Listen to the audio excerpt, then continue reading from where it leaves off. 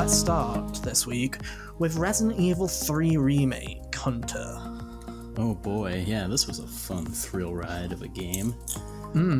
So, if people didn't know, this week's big releases were both Resident Evil and Persona, which luckily we both have someone in the group that likes Resident Evil and someone that likes Persona enough to double dip. So...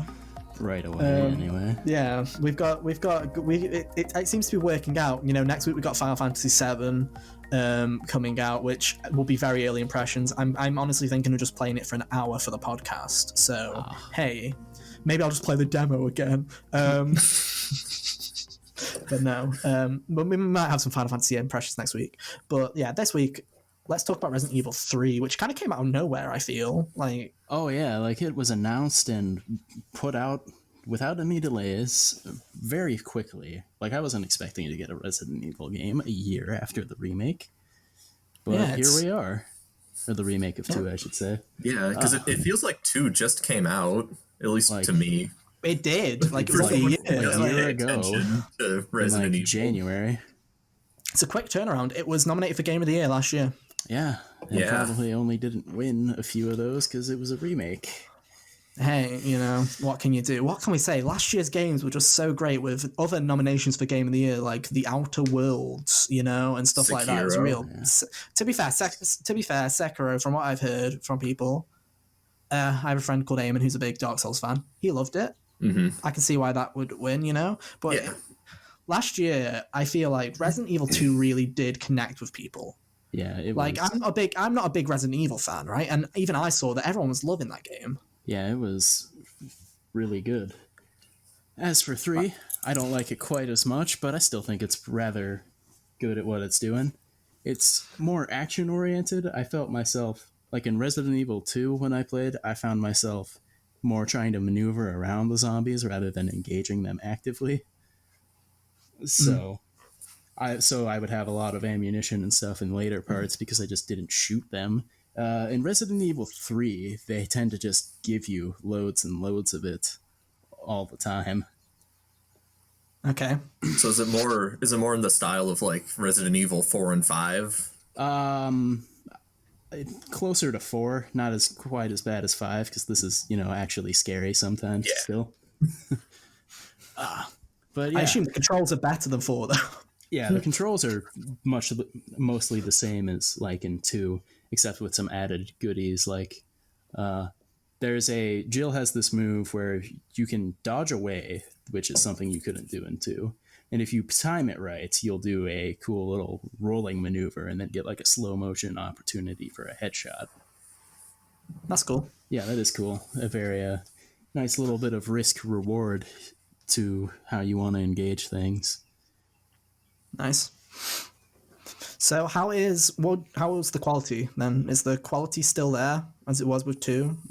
I would say so. There are certain areas where 2 is better. It's interesting because visually on just looking at them, they look largely the same. But if you look at some of the details, and I think there's reasons that 3 falters in some of it as opposed to 2. 2, if you would shoot a zombie in the arm several times, their arm would fall off and you'd see a very gory depiction of their arm slowly peeling off of the rest of it. In Resident Evil 3, if you shoot a limb, it just kind of explodes after a little bit. I think that's probably symptomatic of there being more zombies on the screen at once in this game. Rather than Resident Evil 2, you only engaged at max 5 or so at a time, unless you were doing the 4th survivor scenario after you beat the game. Yeah, which you'd hope there'd be some replayability there because of how short it is. I think people have heard by now, if they're listening to this podcast, that the game's pretty short. Yeah. To put it, what was your playtime again? The game told me I clocked in at 6 hours. I don't think that factors in the times that I died and the time I lost from that. So it was closer to I was playing it for more 7. Okay. But after you beat the game, first of all, there's unlockable difficulties. So there is replay value there, along with depending on how well you get through the game, you get points afterwards that you can use to like buy neat little weapons that you'll start the game with. So it encourages you to play more than once. That's nice. Yeah. One thing that I wanted to bring up, I'll let Kyle ask something eventually. Sorry, Kyle. No worries. But one of the things that I wanted to bring up, which I want to know if you noticed, was obviously these games were both this and Resident Evil 2 were in development at the same time. Yeah. That was obvious because there's no way in hell that they could have made a Resident Evil game in a year. That would be crazy. Yeah. But one of the things that someone pointed out to me on Twitter, I believe, I don't remember, was just, for those of you who are unaware, I don't know if you know, Kyle, but Resident Evil 3 kind of takes place slightly before, like, 2?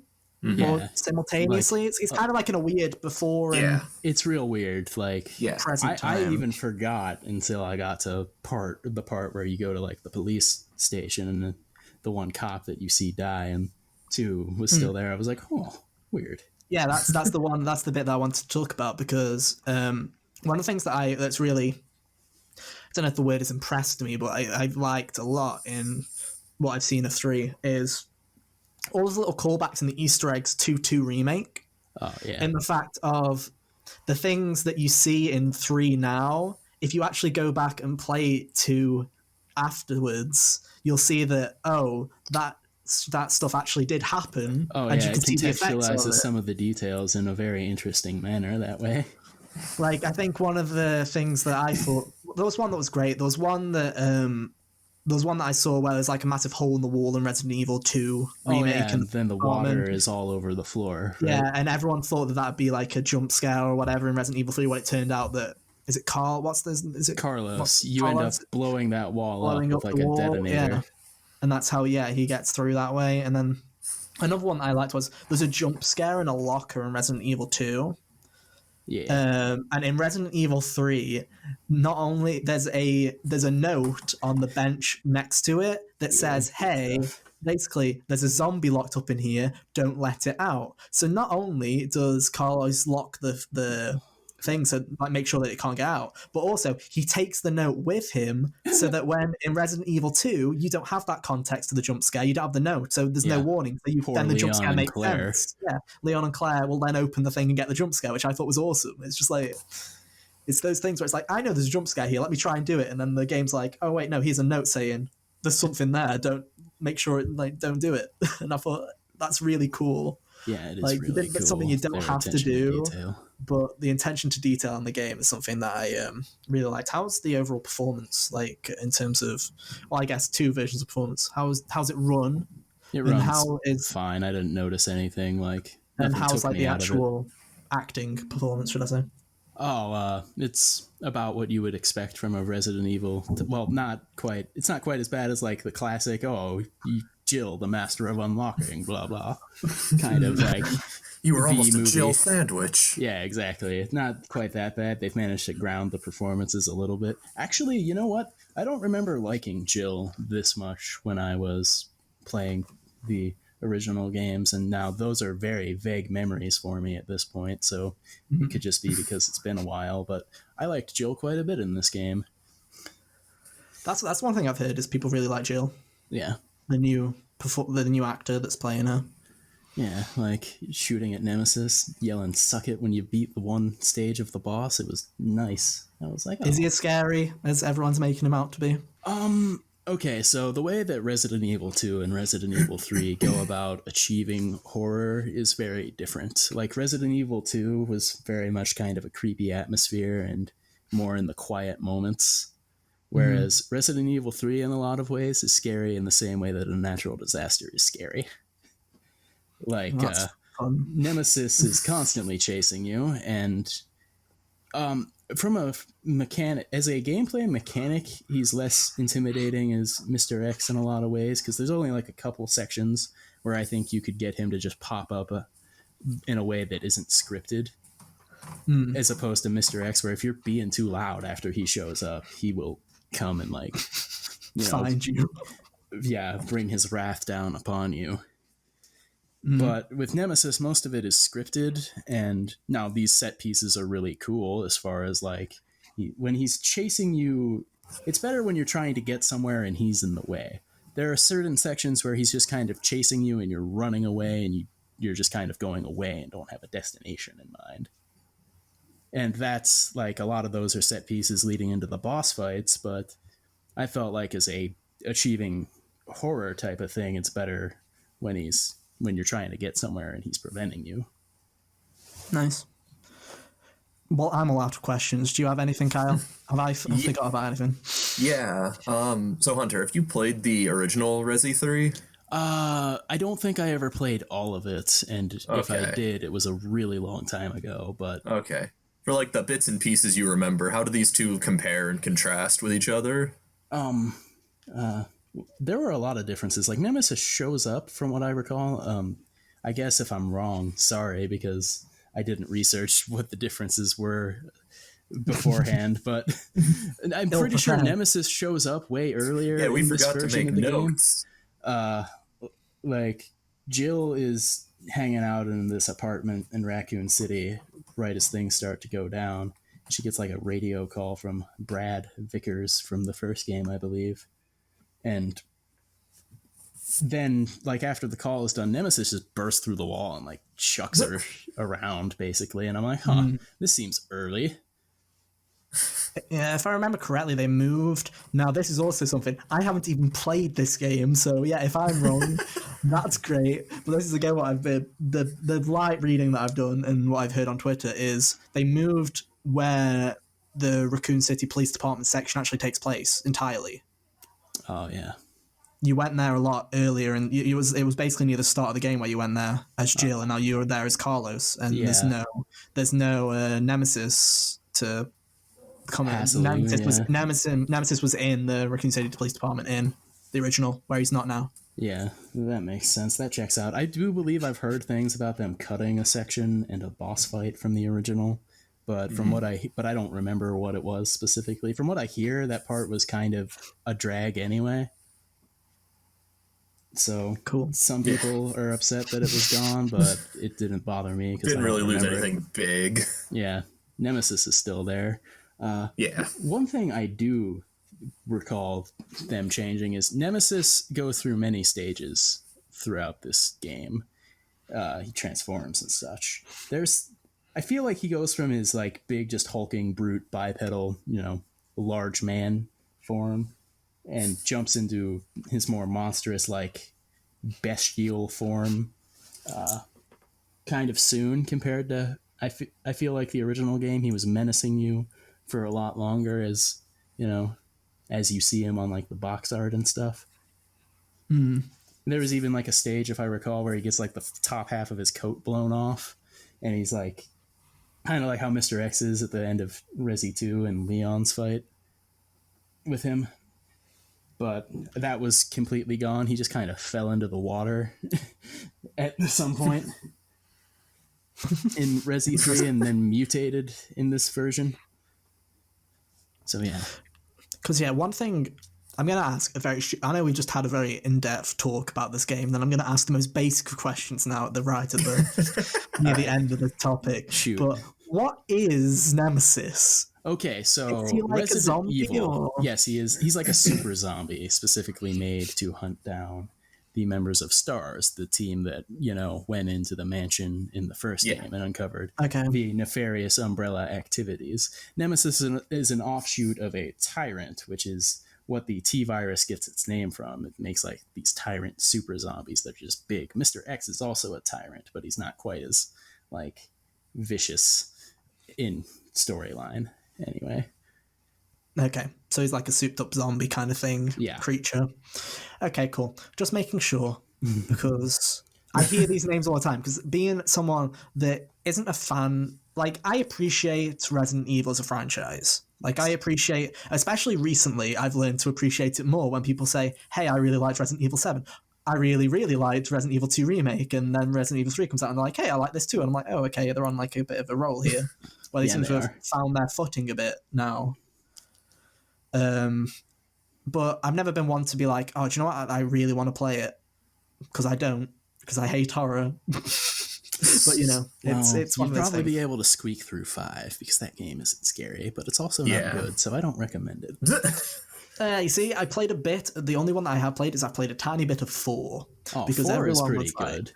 yeah, but everyone's like, oh, I love 4. 4's great. And then it's one of those, I like to call it Mario 64 syndrome, right? Where I'm going to offend a load of people that love Mario 64, right? Where it's a game is beloved by many, but then when I go to play it as someone that's never played it, play it like 15 years after it came out, and I play it for like, I give it like a good 20 minutes, and just I feel like the controls are fighting with me. Yeah. You know, I've never thought about it from that perspective because usually I'm like, oh, Resident Evil 4's controls are fine, thinking comparatively to how the, classic games controlled with the tanky controls and all that. Yeah. I just can't get my head around the aiming and stuff like that. It's just like, it's a bit nasty, which I've heard. As far as like the aiming goes, people say the Wii version is actually the best version. That's exactly what I was exactly what I was going to say. Is people that's like the one Wii port of a game that people seem to really love is the Wii version of Resident Evil 4. So wait, is Resident 4 aiming not like dual stick? It's you stop in place and you stop in place. Yeah. I don't think it was dual stick originally because it was originally like a GameCube exclusive. Yeah, it was a GameCube exclusive, so it was like it's kind of. I don't remember exactly. But I mean, the GameCube could have done dual stick. It could have, but I don't remember using the C stick. I might just be crazy. Huh. If it does use the second stick, then you definitely have to stand still before you can start aiming. Yeah, you definitely have to stand still. Okay. But yeah. So I've also never played Resident Evil. Will you, Kyle? That's the real question. Will I? Will you? I don't know. I'm not big on like shooter games or horror games, so I'm kind of in the same boat as Ethan. I like some shooters. I like some shooters, but no horror. Well, it took me how many years?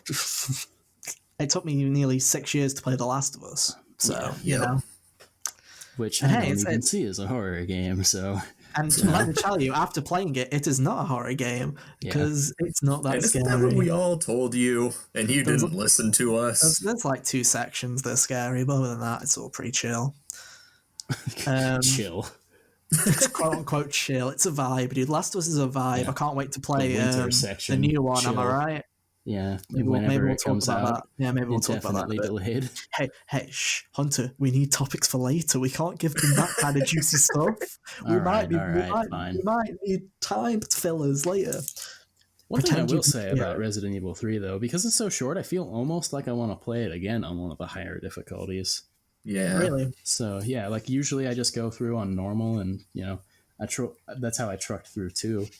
And I don't think I played them after that, at least not yet. But I feel like I could do that with 3 and have myself a bit of fun. I mean, that's what I like. Yeah, that's why I like. It's only like a 6-7 hour game, so it's like perfect replay length. Yeah, that's exactly. Like. It's why, as time has gone on, and this is a tangent that it's not Resident Evil, but as time went on, especially with the Reignited trilogy coming out with Spyro, 2 was always my favorite, and then 1, and then 3 just sits in a little pile of it's fine, but it's not Crash 3 bad, but it's I'd rather not touch it and just cherish the other 2 children instead of that one. But as time and time goes on, I see myself, especially with Reignited, when I go back, I play the first one because it's like 3 hours to just 100%. I'm just like, yeah, I just feel like replaying it. There's something with, especially with today's games, when you look at a lot of games and they're all sitting there with hey, we're 20 hours long, we're 30 hours long. You got Persona over there going, hey, how's 120 for you? You know? And it's nice to have some short games. It's nice to just sit down and play a game in one sitting at times, Some people don't see games that are that short as like, worth $60 sometimes, and I guess that's on what you feel like you're spending. So some people equate money to time as if it's like, oh, this game's only like it's like $5 an hour, and I'm like, why do you think of it like that? It's an experience. You don't go to a movie and go, oh, that first half wasn't worth $7, but that second half it was worth that $7. You know what I mean? Like, no, you don't do that. So why would you? No, I don't understand. So in the end, Hunter, we've talked quite a bit about Resident Evil 3. Would you recommend it? I would recommend it, yeah. Nice. So there you go. You heard it here. I know you all waited to hear what Hunter said, and there you go. Play it. Go buy it now. You might as well. You're stuck at home. You've got fuck all to do. It's about overcoming a virus outbreak, so it's topical. Yeah, and you're not getting Last of Us, so play it. Yeah. It might even be cathartic.